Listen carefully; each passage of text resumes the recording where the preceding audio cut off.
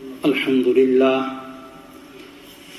لله رب العالمين والصلاة والسلام على من لا نبي بعده أما بعد فأعوذ بالله من الشيطان الرجيم بسم الله الرحمن الرحيم ما أصاب من مصيبة إلا بإذن الله ومن يؤمن بالله يهدي قلبه والله بكل شيء عليم وأطيعوا الله وأطيعوا الرسول فإن توليتم فإنما على رسولنا البلاغ المبين الله لا إله إلا هو وعلى الله فليتوكل المؤمنون يا أيها الذين آمنوا إن من أزواجكم وأولادكم عدوا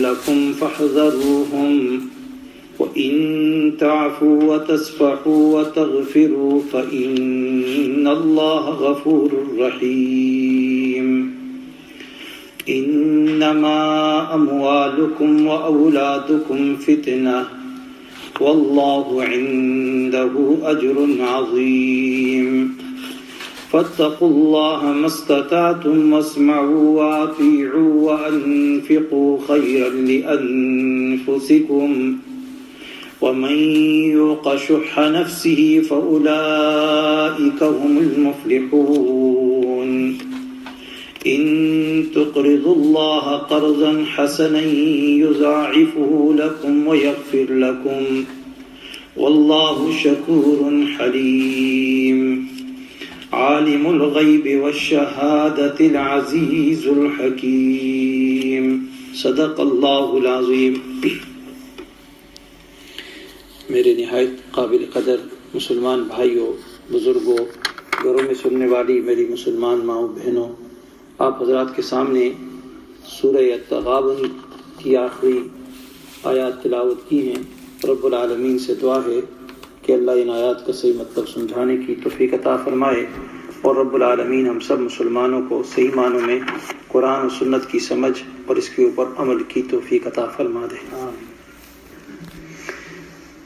گزشتہ درس میں آپ حضرات کے سامنے اس سے پہلی والی آیتیں یہ گزری، ان میں اللہ رب العالمین مشرکین سے ارشاد فرماتے ہیں کہ تم اللہ کی توحید اور نبی اکرم صلی اللہ علیہ وسلم کی رسالت کا انکار کرتے ہو.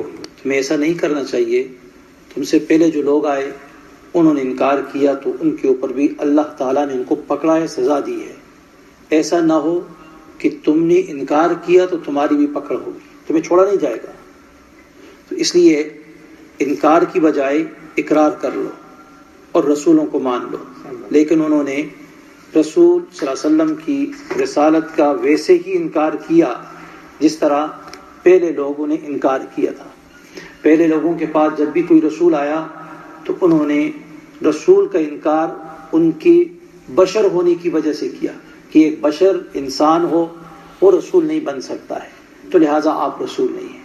حالانکہ اللہ رب العالمین کا قاعدہ اور قانون رسولوں کے بارے میں یہ ہے کہ اللہ تعالیٰ رسول جو بھیجتے ہیں وہ انسانوں میں سے ہی بھیجتے ہیں، کیونکہ اصل جو مقصد ہوتا ہے رسول کے بھیجنے کا کہ انسانیت کا ان کے ساتھ انس ہوتا ہے، پیار، آپس میں اٹھنا بیٹھنا ہوتا ہے، ایک دوسرے کو جانتے ہیں. تو وہ آ کے جب رسول ان سے بات کرتا ہے تو سنتے ہیں، سمجھتے ہیں. اگر آج میری جگہ یہاں جن آ کے بیٹھ کے درس دینے لگ جائے تو سارے بھاگ جائیں گے وجہ چھوڑ کے. اسی طریقے سے فرشتہ کوئی آ جائے تو ہم ایک دوسری مخلوق کو دیکھ کے گھبراہٹ آ جائے چھوڑ کے چلے جائیں گے. تو اس لیے رسول جتنے بھی آئے آدم علیہ السلام سے لے کر، آدم علیہ السلام تو خود ہی سارے انسانوں کے باپ ہیں. سب سے پہلا رسول تو آدم علیہ السلام ہے نا، نبی ہیں. تو ان نبی کو دیکھو، وہ تو ہیں ہی انسانوں کے باپ. تو جب ان کے بعد ان کی نسل سے پیغمبر آئے تو سارے جتنے بھی نبی آئے سارے کے سارے انسانوں میں سے تھے. تو جب یہ انسانوں ہی میں سے اللہ تعالیٰ نے رسول بنا کر بھیجا اسی قانون و ضابطے کے مطابق، تو اللہ رب العالمین فرماتے ہیں انہوں نے رسولوں کا انکار کیا. کس وجہ سے؟ فقالو، کہنے لگے ابشر، کیا ایک انسان یہدوننا ہمیں ہدایت دے سکتا ہے؟ یہ کیسی بات ہے؟ یہ بات قابل قبول نہیں ہے۔ تو پھر فرمایا فکفروا، انہوں نے یوں اللہ کے نبیوں کا انکار کر دیا، فکذبوا وتولوا، اور منہ پھیر لیا رسولوں سے۔ پھر اگلی آیتوں میں یہ بھی ارشاد فرمایا کفار کا یہ جو کافروں کا یہ عقیدہ تھا کہ مرنے کے بعد بس مر گئے تو فوفنا، زندگی کوئی نہیں ہے۔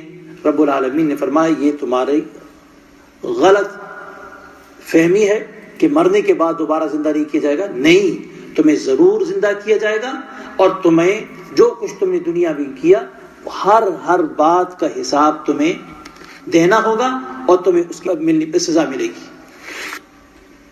پھر اللہ رب العالمین نے اس سے پہلے یہ بھی فرمایا کہ اللہ کی ذات پر، رسول صلی اللہ علیہ وسلم کے اوپر ایمان لاؤ، والنور، اور اس نور کے اوپر ایمان لاؤ جو اللہ تعالیٰ نے اتارا انہیں قرآن کریم کے اوپر۔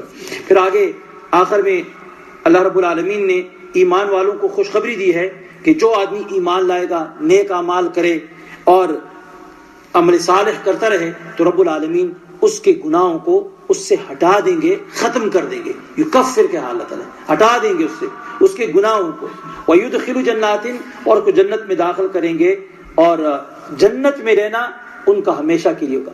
پھر آگے ڈراوا ہے کافروں کے لیے کہ کافروں سے کہا کہ جو کفر کرے گا، تکذیب کرے گا اللہ کی آیتوں کا، وہ جہنم والے ہیں، ہمیشہ اس میں رہیں گے، اور یہ برا ٹھکانہ ہے۔ آج کی جو آیتیں میں نے تلاوت کی ہیں، ان آیتوں کے اندر مسلمانوں کو تسلی دی گئی ہے، مسلمانوں کو تسلی ہے، تسلی اس بات پر کہ اگر تمہیں کفار کے ہاتھوں سے، مشرکین کے ہاتھوں سے تکلیف ملتی ہے، مصیبت آتی ہے ان کی طرف سے، اور ایسی یعنی حالات پیدا ہو جاتے ہیں کہ تمہارے بالکل گھبراہٹ پیدا ہو جاتی ہے، لیکن رب العالمین فرماتے ہیں گھبراؤ نہیں ایسی حالت میں۔ جس طرح یہ آج کل حالات مسلمانوں پہ یہاں پر پیدا ہے۔ کل مسجد لندن کی مسجد کے اندر ایک وین والا آیا اور مسلمانوں پر وین چلا دی، میرے خیال 2 آدمی شہید ہو گئے اور بہت سارے آدمی اس وقت زخمی اسپتال میں۔ تو یہ ایسے حالات آ جائیں تو مسلمانوں کو کہا کہ گھبراؤ نہیں، گھبراؤ نہیں، اس لیے کہ جو کچھ بھی تمہیں مصیبت آتی ہے، یہ ساری مصیبت تمہاری تقدیر میں لکھی ہوتی ہے، یہ تمہیں آ کے رہے گی، اس سے گھبراؤ نہیں، اس سے تم صبر کرو گے تو صبر کے ذریعے سے تمہارے درجات کو اللہ تعالیٰ بلند کرے گا، اس کا تمہیں اجر ملے گا، اس کا تمہیں اللہ کی طرف سے بہت بڑا انعام ہے۔ اگر اسی حال میں مسائل میں، مشکلات میں تم فوت ہو جاتے ہو، شہادت کی موت ہے، اور جنت تمہارا ٹھکانہ ہے، گھبراؤ نہیں۔ تو فرمایا ما اصاب من مصیبت، جو پہنچی من مصیبت، کوئی تکلیف تمہیں، یعنی جو تکلیف پہنچتی ہے، فرمایا الا باذن اللہ، وہ اللہ کے حکم سے ہوتی ہے، اللہ کی طرف سے ہوتی ہے، یہ تقدیر ہے۔ ہم کہتے ہیں نا بالقدر خیرہ وشرہ من اللہ تعالی، کہ ہر اچھی اور بری چیز یہ کس کی طرف سے آتی ہے؟ اللہ کی طرف سے۔ انسان ٹھیک ٹھاک آدمی ہوتا ہے، چلتا ہے راستے میں، اچانک ایکسیڈنٹ ہو جاتا ہے، مر جاتا ہے، حالانکہ ٹھیک ٹھاک چلاتا ہے گاڑی، کئی سالوں سے چلا رہے ہوتے ہیں، کہتا ہے میں ٹھیک ٹھاک پکا ڈرائیور ہوں، لیکن اچانک یہ حادثہ ہو جاتا ہے۔ تو یہ حادثہ کیوں ہوتا ہے؟ کہ اس لیے کہ اللہ تعالیٰ نے ازل سے تقدیر میں اس میں لکھا ہوا تھا کہ اس شخص کو یہ حادثہ یہاں پر ہونا ہے۔ تو انسان جہاں اس کی لکھی ہوتی ہے وہاں وہ پہنچتا ہے، اس کو ملتی ہے وہ چیز، تقدیر میں جو لکھا ہوتا ہے۔ تو بہت سارے حاجی یہاں سے حج کرنے چلے جاتے ہیں، اب وہاں پر بھگدڑ مچ جاتی ہے، اس بھگدڑ میں پاؤں کے نیچے اسی جگہ میں دونوں جاتے ہوتے ہیں، ایک مر جاتا ہے، ایک ٹھیک ٹھاک ہوتا ہے۔ وہ جس کے لیے لکھا ہوتا ہے اس کو وہاں پر پہنچنا تھا، اس کی موت لکھی تھی، اس کے لیے مصیبت اللہ کی طرف سے وہاں پر لکھت تھی، اس کو پہنچ گئی۔ تو اس لیے ایمان والوں کو تسلی ہے کہ دیکھو جو تمہیں ملتا ہے وہ اللہ کی طرف سے ہے، اس پہ راضی ہو جاؤ۔ رضا بالقدر سے کہا جاتا ہے کہ اللہ کی طرف سے، تو جب اللہ کی طرف سے تم کہہ دو گے کہ یہ اللہ کی طرف سے اور صبر کرو گے تو ان اللہ مع الصابرین، اللہ تعالیٰ صبر کرنے والوں کے ساتھ ہے۔ صبر تو فرمایا ما اصاب من مصیبت، نہیں پہنچتی من مصیبت کوئی تکلیف الا باذن اللہ، مگر وہ اللہ کی طرف سے ہوتی ہے۔ ومن یؤمن باللہ یہد قلبہ، اور جو شخص یقین لائے اللہ کی ذات پر، یہدی قلبہ، بتلا دیتا ہے، بتلائے اس کے دل کو، یعنی ہدایت کی راہ اس کے دل کو اللہ تعالیٰ تسلی دے دیتا ہے، بتا دیتا ہے۔ واللہ بکل شیء علیم، اور اللہ تعالیٰ ہر چیز کے بارے میں معلومات رکھتا ہے، اس کو ہر چیز معلوم ہے، ہمیں معلوم نہیں ہے۔ اب ہم یہاں بیٹھے ہیں، آپ اعتکاف میں بیٹھے ہیں، اب کب اعتکاف کیا پتہ ہے آپ پورا کر سکتے یا نہیں کر سکتے، پتہ نہیں میرا روزہ پورا ہوگا یا نہیں ہوگا، زندگی تک کوئی پتہ، لیکن اللہ رب العالمین جو ہے بکل شیء کہا تنوین کے ساتھ، اور تنوین کے ساتھ جب آتی ہے چیز، یعنی ہر چھوٹی سی چھوٹی چیز کو جاننے والا اللہ تعالیٰ کی ذات، اللہ کی ذات ہے، اس کو معلوم ہے سب کچھ۔ آگے فرمایا وَأَطِیعُوا اللَّهَ وَأَطِیعُوا الرَّسُولَ، اللہ تعالیٰ کو معلوم کیوں ہے کہ جب انسان پیدا ہوتا ہے، بچہ چھوٹا، اب اس کے کیا ماں کے پیٹ کے اندر ہی جب اس کے اندر سانس ڈال دی جاتی ہے تو اسی وقت فرشتے کو بتا دیا جاتا ہے اس کی موت لکھ دو، اس کی رزق لکھ دو، ہر چیز اس کے بارے میں نوٹ کر دی جاتی ہے۔ پھر جب انسان بڑا ہوتا ہے تو اسی طرف چلتا ہے جو اس کے لیے تقدیر میں لکھا ہوتا ہے، اسی راستے پہ۔ انسان کو معلوم نہیں، اگر اس کو معلوم ہو جائے، اپنی تقدیر کو جان لے تو یہ خودکشی کر لے، خود اپنے آپ کو مار دے پہلے مصیبت کے آنے سے پہلے۔ یہ چیزیں راز کی باتیں ہیں۔ آگے فرمایا اللہ رب العالمین وَأَطِیعُوا اللَّهَ وَأَطِیعُوا الرَّسُولَ، اور اللہ کی اطاعت کرو اور رسول کی اطاعت کرو۔ اب رسول اللہ صلی اللہ علیہ وسلم، یعنی زندگی کے اندر مصیبت آئے گی، پریشانی آئے گی، حالات اوپر نیچے جائیں گے، لیکن مسلمان کو کہا اپنے اللہ اور رسول کو نہ چھوڑنا، تمام حالات میں جیسے بھی حالات آ جائیں، مشکل سے مشکل حالات آئیں گے، لیکن اللہ کی اطاعت کو نہ چھوڑنا اور رسول اللہ صلی اللہ علیہ وسلم کی تابعداری کو نہ چھوڑنا، اسی میں تمہاری کامیابی ہے۔ فرمایا فَإِن تَوَلَّيْتُمْ فَإِنَّمَا عَلَىٰ رَسُولِنَا الْبَلَاغُ الْمُبِينُ، اور اگر تم نے منہ پھیر لیا اللہ کی اطاعت سے، رسول کی تابعداری سے، تو فرمایا ہمارے رسول کے اوپر تو صرف پہنچانا ہے، تمہاری روگردانی سے ان کے مقام و مرتبے میں کوئی کمی نہیں آئے گی۔ رسول اللہ صلی اللہ علیہ وسلم کا جو مقام ہے، پہلے نبی آئے ہیں، کسی نبی کے ساتھ ایک امتی ہے، کسی کے ساتھ دو امتی ہیں، کسی کے ساتھ 3 ہے، کسی کے ساتھ 10 ہے، کسی کے ساتھ 20 ہیں۔ حضرت نوح علیہ السلام 950 سال دعوت دیتے رہے، کتنے ساتھ رہے؟ 80 آدمی، 80 کچھ کم، آگے پیچھے 80 آدمی، 80 آدمی، تو اتنے آدمی۔ اب نوح علیہ السلام کا مقام کچھ کم ہوا؟ نہیں، وہ تو اسی طرح نبی ہیں، اللہ کے ہاں ان کا مقام ایسا ہی ہے۔ اگر آج مسلمان رسول اللہ علیہ وسلم کی اطاعت و تابعداری کرتے تو کیا ان کے تابعداری کرنے سے رسول اللہ علیہ وسلم کا مقام اور اوپر چلا جائے گا؟ نہیں، ان کا مقام اتنا ہی ہے جو اللہ رب العالمین نے ان کو دے دیا، کہ اپنے بعد کا مقام اللہ رب العالمین نے ان کو عطا کر دیا۔ اگر ساری انسانیت رسول اللہ علیہ وسلم کی اطاعت چھوڑ دے، مسلمان پیغمبر کی سیرت کو چھوڑ دیں اور مغربی تہذیب کو اپنا لیں، پیغمبر کے طریقے کو چھوڑ دیں، تو کیا رسول اللہ علیہ وسلم کی مقام و مرتبے میں کوئی کمی آ جائے گی؟ قطعاً نہیں، کچھ فرق نہیں پڑتا ہے۔ تو اس لیے رب العالمین نے فرمایا فَإِن تَوَلَّيْتُمْ، اگر تم منہ پھیر لو گے، فَإِنَّمَا عَلَىٰ رَسُولِنَا الْبَلَاغُ الْمُبِينُ، ہمارے رسول کے اوپر صرف پہنچانا ہے واضح طور پر۔ اور رسول اللہ صلی اللہ علیہ وسلم نے جو دین آپ کو دیا، اس کو کھول کھول کر واضح طور پر ایک ایک چیز کو بیان کیا، حتیٰ کہ بیت الخلاء میں جانے کا طریقہ، اور پھر بیت الخلاء میں ٹوائلٹ میں بیٹھنے تک کا طریقہ، کہ پیشاب کیسا کیا جائے، استنجا کرنے کا طریقہ، ہر چیز کو بیان کر دیا۔ حکومت چلانے کا، یہ ایک مملکت کا سربراہ جو ہوتا ہے، حکومت چلانے کے انداز تک بیان کر دیا، یہاں تک ساری چیزیں بیان کر دی۔ تو اس لیے فرمایا فَإِنَّمَا عَلَىٰ رَسُولِنَا الْبَلَاغُ الْمُبِينُ، ہمارے رسول کے اوپر تو صرف کیا ہے؟ پہنچانا ہے، کھول کر۔ تو فرمایا کہ اللہ اور اس کے رسول کی اطاعت و تابعداری کرو، اگر تم منہ پھیرو گے فَإِنَّمَا عَلَىٰ رَسُولِنَا الْبَلَاغُ الْمُبِينُ، ہمارے رسول کے اوپر صرف پہنچانا ہے۔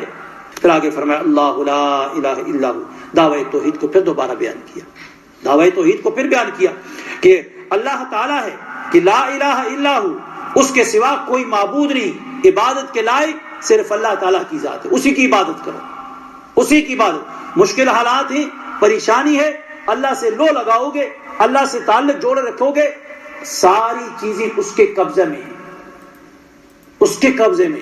حالات کو بہتر بنانا بھی، حالات کو خراب کرنا، یہ اس سے مانگو گے تو اللہ کی مدد و نصرت تمہارے ساتھ آ جائے گی۔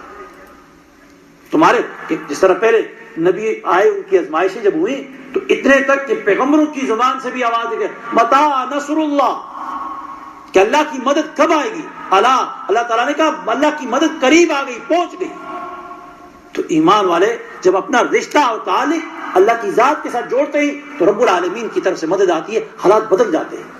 اب ان حالات کے اندر یہاں برطانیہ کے مسلمان یہ بھی اللہ کے ساتھ لو لگائیں، اللہ کے ساتھ تعلق جوڑیں، اللہ کی عبادت میں مشغول ہوں، اللہ کی طرف متوجہ جائیں، یہ سارے حالات انشاءاللہ ایسے ٹھیک ہو جائیں گے کہ یہ جو آج نفرت کر رہے ہیں یہی محبت کر کے یہی سب سے پہلے اسلام کے داعی بنے گے۔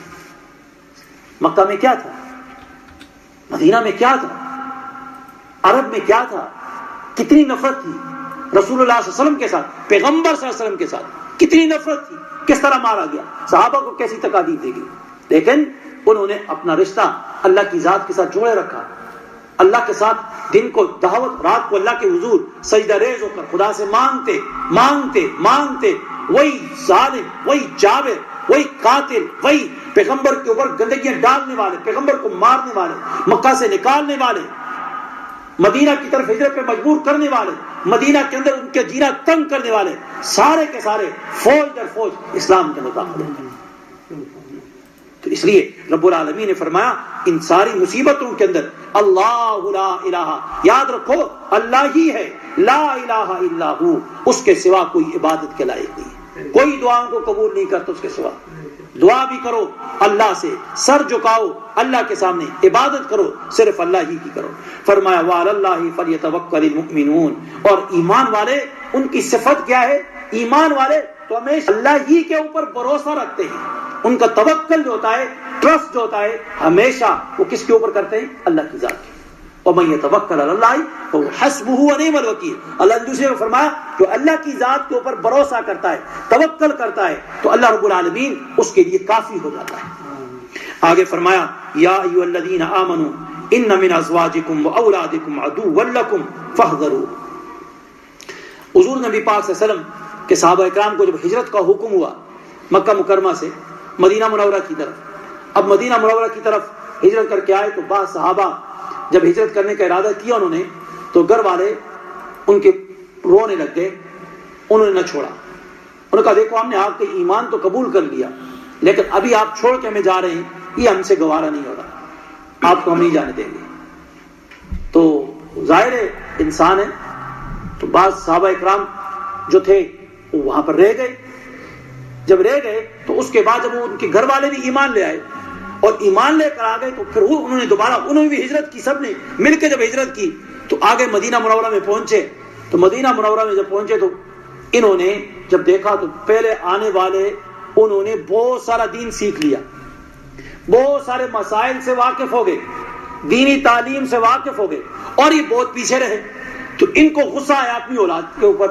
اپنے اہل خانہ کے اوپر، ان کو ڈانٹنے لگے اور قریب تک ان کو سزا دیتے۔ تو اس کے اوپر اللہ رب العالمین نے یہ آیت نازل فرمائی، فرمایا یا ایھا الذین آمنوا، اے ایمان والو، ان من ازواجکم، بے شک تمہاری بعض اولاد، بعض اور گھر والیاں، و اولادکم، اور اولاد میں سے، عدوا لکم، تمہارے دشمن ہیں، فاحذروہم، ان کو چھوڑ دو، ان کو چھوڑو، تمہارے دشمن ہیں، تمہیں روک رہے ہجرت سے۔ تو فرمایا وَإِن تَعْفُوا، اب جب یہ مدینہ منورہ میں وہ بھی آ گئے، سب آ گئے واپس، تو اب جب ان کو غصہ آیا تو رب العالمین نے فرمایا وَإِن تَعْفُوا، اب درگزر کرو، معاف کر دو، جو ہو گیا سو ہو گیا، وَإِن تَعْفُوا، اگر تم معاف کر دو، وَتَصْفَحُوا، اور درگزر کرو، وَتَغْفِرُوا، اور بخش دو، فَإِنَّ اللَّهَ غَفُورٌ رَحِيمٌ، اللہ بھی غفور رحیم ہے، وہ بھی ان کو معاف کر دے گا، وہ بھی ان کو معاف کر دے گا۔ فرمایا انما اموالکم اولادکم فتنہ، پھر رب العالمین نے فرمایا بے شک تمہاری مال جو ہے، تمہاری اولاد، فتنہ، آزمائش کا ذریعہ ہے، یہ آزمائش ہے، اس میں تمہاری آزمائش ہے۔ اب تمہیں چاہیے تھا کہ تم ان کو چھوڑ کے چلے جاتے، حکم تمہیں مل گیا تھا، لیکن آزمائش تھی تمہیں، اس اولاد کی خاطر، مال کی خاطر تم وہاں پر رہ گئے، تو اللہ رب العالمین نے فرمایا یہ تمہاری آزمائش کا ذریعہ تھا، یہ آزمائش تھا، تمہارا ٹیسٹ تھا اس کے اندر۔ یاد رکھو ایسے امتحانات میں کامیاب ہونے کی کوشش کرو، ناکامی کی طرف مت جاؤ، کیوں؟ واللہ عندہ اجر عظیم، اس لیے کہ اللہ رب العالمین کے پاس بہت بڑا اجر ہے، اجر تو اللہ کے پاس ہے، بدلہ اللہ کے پاس ہے، اور بہت بڑا اجر ہے۔ اب یہاں پر مفسرین نے لکھا کہ ان من یا ایھا الذین آمنوا، انسان کی اولاد بسا اوقات اس کا مال، اس کی اولاد حقیقت میں دشمن ہوتی ہے، حقیقت میں دشمن ہوتی ہے، عقائد کے اعتبار سے دشمن ہوتی ہے، نظریات کے اعتبار سے دشمن ہوتی ہے، تو وہ انسان کے ساتھ بسا اوقات ایسی دشمنی مول لیتے کہ وہ والدین کے جان لیوا بھی صاحب، کئی آپ میڈیا میں سنتے ہیں خبریں، ماں باپ کو کوئی قتل کر دیتے ہیں، اعوذ باللہ، ایسی نادان پیدا ہو گئی، اس طریقے سے حرکتیں کرتے ہیں۔ تو رب العالمین نے فرمایا ایسے اگر اولاد اس اسٹیج پہ ہو جاتی ہے فاحذروہم، ان کو چھوڑ دو ان کو۔ فرمایا وَإِن تَعْفُوا، ہاں اگر آپ ان کے لیے دعائیں کرتے ہیں، معاف کرتے ہیں، آپ کا حق ہے، چھوڑتے ہیں پھر آپ کا حق ہے، دونوں میں آپ کو اختیار ہے، چھوڑ دو تمہیں حق ہے، تم سے کوئی پوچھ نہیں ہوگی کل قیامت کے اس کے بارے میں، کیونکہ انہوں نے دشمنی اختیار کر دی، خود دشمن بن گئے۔ اور بعض اوقات مفسرین یہاں پر دوسری بات بھی لکھی کہ اولاد یہ ہوتی ہے کہ بسا اوقات عورتیں اولاد ناجائز مطالبات کے لیے خاوند کو مجبور کرتی ہے، عورت اولاد باپ کو مجبور کرتے ہیں، پھر وہی ناجائز مطالبات، ان مطالبات کو پورا کرنے کے لیے وہ شخص کیا کرتا ہے، رشوت لیتا ہے، چوری کرتا ہے، ڈرگ کا کاروبار کرتا ہے، اور پورا الٹے پلٹے کام کر کے ان کی ناجائز خواہشات اور ناجائز مطالبات کو پورا کرتا ہے۔ تو وہ اس اعتبار سے یہ اولاد اس کے لیے کیا بن گئی، دشمن بن گئی، یہ وبال بن گئی، دشمن بن گئی۔ اور اسی طرح بعض اوقات یہ ہوتا ہے کہ یہی اولاد انسان کے لیے دشمنی کا باعث بن جاتی ہے کہ کسی دوسرے کے ساتھ لڑائی جھگڑا ہو گیا، لڑائی جھگڑا کر لیتی ہے، اور اس لڑائی جھگڑے کا جو ذریعہ ہوتا ہے یہ انسان کے لیے کیا ہے، مشکلات پیدا کر دیتا ہے۔ مفسرین نے یہ چند باتیں لکھی، لیکن اس کا شان نزول جو میں نے بتایا، یہ جو صحابہ کرام ہجرت کر کے مکہ میں آ گئے اور بعض پیچھے رہ گئے بیویوں کی وجہ سے، اولاد کی وجہ سے، اور پھر اس کے بعد آئے تو آگے مدینہ میں تعلیم کا نظام بہت آگے جا چکا تھا۔ تو اسی فرمایا یا ایھا الذین آمنوا، اے ایمان والو، ان من ازواجکم۔ اب یہاں پر مفسرین نے ایک دوسری بات لکھی، دیکھیں ساری اولاد انسان کی دشمن نہیں ہوتی، ساری اولاد دشمن نہیں ہوتی، اس لیے رب العالمین نے یہاں پر لفظ من استعمال کیا۔ من کا معنی ہوتا ہے بعض، پورا نہیں، بعض، یعنی اس میں سے تھوڑی اولاد ایسی ہوتی ہے جو انسان کی، اس لیے آپ دیکھیں بہت سارے تابعدار فرمانبردار اولاد ہوتی ہے، یہ تو نہیں ہے کہ سارے ہی اپنے والدین کے دشمن ہوتے ہیں، پیار کرنے والے ہوتے ہیں، محبت کرنے والے ہوتے ہیں، اپنے ماں باپ پہ جان نثار کرنے والے ہوتے ہیں، تو اکا دکا ایسا نکل آتا ہے، تو اس لیے فرمایا من استعمال کیا۔ لیکن آگے جا کے فرمایا انما اموالکم واولادکم فتنہ، کہ امتحان کا ذریعہ ساری اولاد ہے، امتحان کا ذریعہ سارا مال ہے، کہ انسان اولاد کی محبت میں، مال کی محبت میں اللہ سے اکثر و بیشتر امتحان میں ناکام ہو جاتا ہے، عبادت کو بھی چھوڑ دے دیتا ہے، اور بعض اوقات پیغمبر صلی اللہ علیہ وسلم کی اطاعت و تابعداری کو بھی چھوڑ دیتا ہے۔ اور آپ نے دیکھو گا بہت سارے لوگ عورت کی خاطر اگر نمازی ہے تو بیوی کہتی ہے میں تیرے ساتھ شادی نہیں کرتی اس لیے کہ تو نمازی ہے، تو 5 وقتہ مسجد میں بیٹھا ہے، مسیطڑ ہے، تو میں تیرے ساتھ شادی نہیں کرتی، وہ چھوڑ دیتا ہے۔ پھر کہتی ہے نہیں، کسی نوجوان نے داڑھی رکھی ہوئی ہے تو اسے کہتے ہیں تو نے داڑھی رکھی، منہ پہ سجائی ہوئی ہے، میں تیرے ساتھ شادی نہیں کرتی، وہ جاتا ہے داڑھی شیو کر لیتا ہے۔ تو یہ اللہ رب العالمین نے فرمایا یہ جو چیز ہے یہ تمہارے لیے فتنہ ہے، آزمائش کا ذریعہ ہے۔ مال بھی ہے، مال انسان گاڑی رہتا ہے، بڑا مال آ گیا اور اس کے بعد اترانے لگ جاتا ہے، اس کے اندر تکبر آ جاتا ہے، غرور آ جاتا ہے، فخر آ جاتا ہے، اور تکبر، غرور اور فخر، اللہ رب العالمین فرماتے ہیں الکبر ردائی، تکبر میری چادر ہے۔ اور جو آدمی تکبر کرتا ہے، بڑائی اختیار کرتا ہے، گریٹنس ظاہر کرتا ہے، تو فرمایا یہ مجھ سے میری چادر کو سنچ کرنے کی کوشش کر رہا ہے، چھین رہا ہے، کھینچ رہا ہے مجھ سے، اور مجھ سے چھین نہیں سکتا ہے۔ اور یہ بھی یہاں تک آتا ہے کہ جو آدمی تکبر کرتا ہے، غرور کرتا ہے، کل قیامت کے روز اس کو بہت زیادہ رسوائی کا سامنا وہاں پر ہوگا۔ تو اس لیے تو یہ گویا مال بھی اور اولاد بھی یہ انسان کے لیے کیا بنتا ہے، امتحان کا ذریعہ بن جاتا ہے۔ تو اس کو رب العالمین نے فرمایا ہر آدمی کے لیے اللہ تعالیٰ اولاد دیتا ہے، اس کو بھی ٹیسٹ کرتا ہے۔ بعض اوقات انسان کے 3-4 بچے ہو جاتے ہیں تو پھر وہ کیا کرتا ہے، ظلم کرتا ہے مظلوموں کے اوپر، ظالم بن جاتا ہے، اور ہر آدمی کو راستے پہ چلتے مارے گا، زمینوں کے ہر معاملات کی لڑائی جھگڑے دیکھو زیادہ تر ایسے ہی لوگ کرتے ہیں، کیوں؟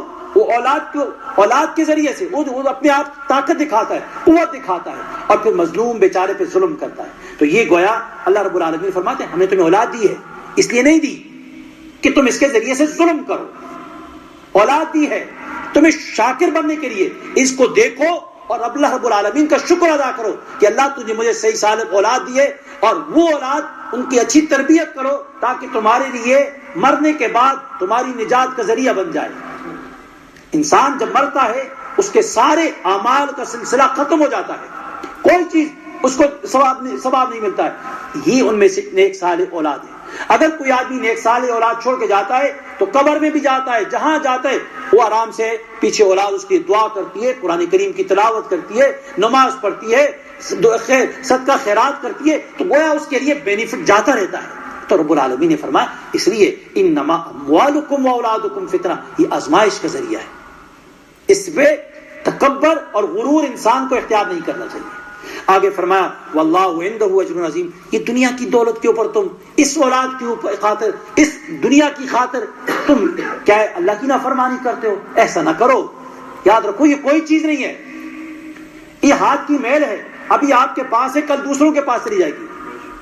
آج دیکھو جس مکان میں آپ رہ رہے ہیں پرانے مکان ہیں تو اس میں کئی گورے کہیں رہ رہے ہوں گے، آج وہ نہیں ہیں، اور کل کو دیکھیں 100 سال کے بعد جو آج آپ رہ رہے آپ نہیں ہوں گے، کوئی اور اس کا مالک بنے بیٹھا ہوگا، کیا ہے آپ کا؟ اس لیے رب العالمین نے فرمایا واللہ، اور اللہ عندہ، جو اس کے پاس ہے، فرمایا عندہ، اس کے پاس، اللہ کے پاس اجر عظیم، بہت بڑا اجر ہے۔ اگر اللہ کی اطاعت اور رسول کی تابعداری کرو گے تو تمہیں بہت کچھ ملے گا۔ آگے فرمایا فاتقوا اللہ ما استطعتم، اب آیت نازل ہوئی یا ایھا الذین آمنوا اتقوا اللہ حق تقاتہ ولا تموتن الا وانتم مسلمون۔ صحابہ اکرام نے کہا ہو تقوی اختیار کرو، حق کا تقا جیسا اس کا حق ہے۔ صحابہ اکرام کی حالت ہی عجیب ہو گئی، اللہ کے سامنے کھڑے ہوتے نماز میں، پاؤں میں چھالے پڑ جاتے، سجدے میں جاتے تو سجدے میں پڑے رہتے، یہ پیشانیاں زخمی ہو گئی، گھبرا کے زندگی گزارتے۔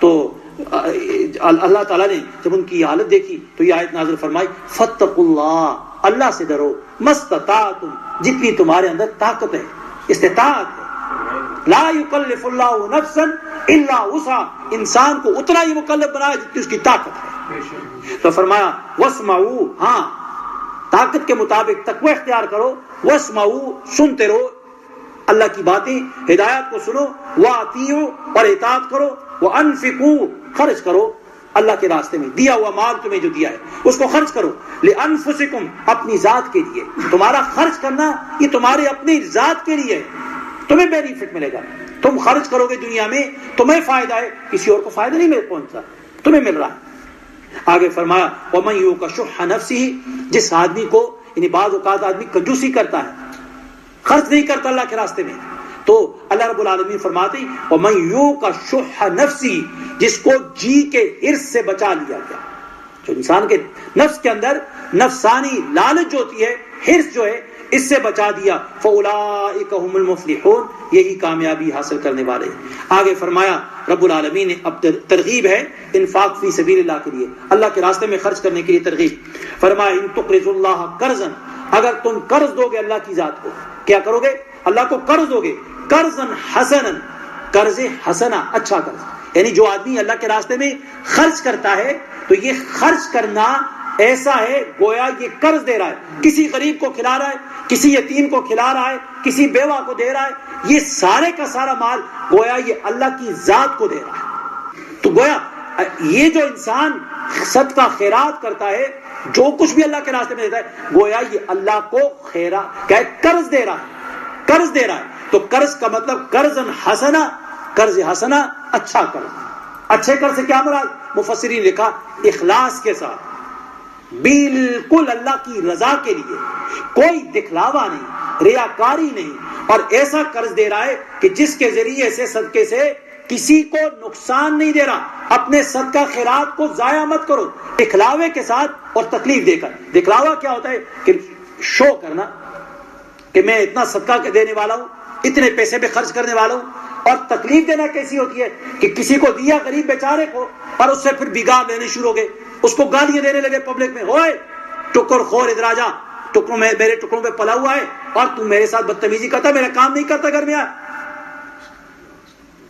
دیکھا ہوگا اس طرح لوگ کرتے ہیں حقیقت ہے. تو یہ جو چیزیں صدقہ خیرات دے کر اس طرح کسی کو ذلیل نہ کرو. فرمایا قرضاً حسنا، اس ہاتھ سے دو، اس ہاتھ کو بھی نہ پتہ چلے، جس کو دے رہے ہو اس کو بھی نہ پتہ چلے مجھے دینے والا کون ہے. اس طرح خفیہ طریقے سے اس تک پہنچاؤ، یہ قرض حسنہ ہے. اچھے طریقے سے قرض. تو ایسے لوگوں کے لیے اجر کیا ہے؟ کل اللہ جس حدیث میں آتا ہے نا کہ 7 خوش نصیب لوگ جن کو رب العالمین اپنے عرش کے نیچے جگہ دے گا، ان 7 خوش نصیبوں میں سے ایک آدمی یہ ہے کہ جس نے اس ہاتھ سے صدقہ دیا، اس ہاتھ والے بھی، یعنی اس کو بھی نہیں پتا، اتنا خفیہ طریقے سے دے رہا ہے. تو فرمایا اللہ رب العالمین نے کہ ان تقرضوا اللہ، اگر تم اللہ کو قرض دو گے، قرض حسنہ، یضاعف، اس کو دگنا کرے گا، لکم، تمہارے لیے، ویغفر لکم، اور تمہیں بخشش کرے گا. دو اللہ رب العالمین 2 اجر عطا فرمائے گا. ایک تو اگر آپ نے 1 پاؤنڈ دیا تو اس کو اللہ تعالیٰ کئی 100 گنا بڑھا دے گا. تو گویا جتنا اخلاص کے ساتھ انسان دے گا اتنا ہی رب العالمین اس کا اجر بڑھائے گا. اور دوسرا کیا کرے گا؟ وَيَغْفِرْ لَكُمْ، تمہاری خطاؤں کو معاف فرما دے گا. وَاللَّهُ شَكُورٌ حَلِيمٌ، اور اللہ رب العالمین شکور ہے، قدردان ہے، حلیم ہے، بردبار ہے. یعنی شکر کرنے والے جو لوگ ہیں ان کا نہایت ہی قدردان ہے کہ اللہ کی نعمتوں کے اوپر شکر کرنے والے جو لوگ ہوتے ہیں ان کا بڑا قدردان ہے. حلیم ہے، بردبار ہے، غلطیوں کے اوپر فوراً پکڑتا نہیں ہے، سزا ایک دم نہیں دیتا. عالم الغیب، غیب کی باتیں جاننے والا ہے، والشہادت، ظاہر باتوں کو جاننے والا ہے. العزیز، زبردست ہے. الحکیم، حکمت والا ہے، زبردست ہے، جس کو چاہے پکڑے کوئی پوچھ نہیں سکتا. حکمت والا ہے، جس کو چاہتا ہے مال دیتا ہے، جس کو چاہتا ہے نہیں دیتا ہے. اس کی اپنی حکمت ہے. کیا حکمت اس میں ہے وہی جانتا ہے. کسی کو بھوکا رکھنے میں اس کا کیا فائدہ ہے وہ اللہ ہی جانتا ہے. کسی کو مالدار رکھنے میں اس کا کیا فائدہ ہے یہ اللہ ہی جانتا ہے. اس طرح ایک حدیث پہلے گزری بھی ہے کہ کسی آدمی کو اللہ تعالیٰ بھوکا رکھتا ہے تو یہ اس کے فائدے کے لیے ہوتا ہے. کسی کو بیماری دیتا ہے یہ بیماری اس کے فائدے کے لیے ہوتی ہے. کسی کو مالدار بنا دیتا ہے یہ مالداری اس کے فائدے کے لیے ہوتی ہے. یہاں تک حدیث میں آتا ہے کہ مالدار کو مالدار نہ بنایا جائے تو یہ کافر ہونے کا خطرہ ہے اس کا. بیمار کو بیماری نہ دی جائے تو یہ کفر کا خطرہ ہوتا ہے. یعنی کئی وبال اس کو ملنے کا خطرہ ہوتا ہے. تو جس حال میں جس انسان کو رکھا ہے اس کو اس حال میں رہتے ہوئے اللہ کا شکر ادا کرنا چاہیے. اے اللہ تیرا شکر. اس لیے تو حدیث میں آیا کہ مومن 2 حالتوں سے خالی نہیں ہوتا، یا وہ شاکر ہوتا ہے یا وہ صابر ہوتا ہے. چودھری شاکر ہوتا ہے یا چودھری صابر ہوتا ہے، یا شاکر خان ہوتا ہے یا صابر خان ہوتا ہے، یا شاکر علی شاہ ہوتا ہے یا صابر علی شاہ ہوتا ہے. کیوں؟ اس لیے کہ مومن پہ مصیبت آتی ہے تو صبر کرتا ہے، کچھ نعمت ملتی ہے تو شکر کرتا ہے. اللہ تعالیٰ ہم سب کو ایسا ہی بنا دے. سبحان اللہ و بحمدہ، سبحان اللہ العظیم. اللہم ربنا آتنا فی الدنیا حسنۃ وفی الآخرۃ حسنۃ وقنا عذاب النار. اللہم اعنا علی ذکرک و شکرک و حسن عبادتک. یا الہ العالمین جو کہا جو سنا اس کے اوپر عمل کی توفیق عطا فرما دے. اے اللہ تو ہمیں عمل کی توفیق عطا فرما دے. اے اللہ تو ہماری اولادوں کو، ہمارے مال اموال کو، اے الہ العالمین ہماری بیویوں کو ہماری آزمائش کا ذریعہ نہ بنانا. اے اللہ ہمارا دشمن نہ بنانا. اے اللہ ان کو ہدایت نصیب فرمانا اور ہم سب کی ہدایت کا ذریعہ نہیں بنانا. اے اللہ دنیا اور آخرت کی کامیابی کا نہیں ذریعہ بنانا. اے اللہ اولاد مال واقعتاً آزمائش بھی ہیں، اے الہ العالمین دشمن بھی ہیں، لیکن اے اللہ تمہاری اولادوں کو نہ ہمارا دشمن بنا اور نہ یہ ہمارے لیے آزمائش کا ذریعہ بنا اور نہ ہمیں انہیں جہنم کا ذریعہ بنا. اے اللہ تو ہماری نجات اور کامیابی اور تو فلاح دارین کا انہیں ذریعہ بنا دے. اے اللہ تو ہم سب کا خاتمہ ایمان پر فرما دے. اے اللہ تو ہم سب سے راضی ہو جا، ہمارے روزے کو قبول فرما دے.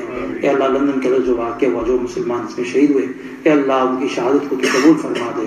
اے اللہ جو زخمی ان کو صحت کامل عاجلہ نصیب فرما دے. اے اللہ تو مسلمانوں کے جان مال عزت و آبرو کی تو حفاظت فرما دے. اے اللہ جو لوگ یہاں کی کمیونٹی کے اندر مسلمانوں اور غیر مسلموں کے اندر نفرتیں پھیلا رہے ہیں، اے اللہ تو انہیں ہدایت نصیب فرما دے. اے اللہ انہیں ہدایت نصیب فرما دے. ان کے دلوں سے اسلام اور مسلمان کی نفرت کو نکال کر اسلام اور مسلمان کی محبت کو پیدا فرما دے. اے اللہ اگر کوئی ازلی بدبخت ہے اس بدبخت کے شر سے یا الہ العالمین تو مسلمانوں کو محفوظ فرما دے. مسلمان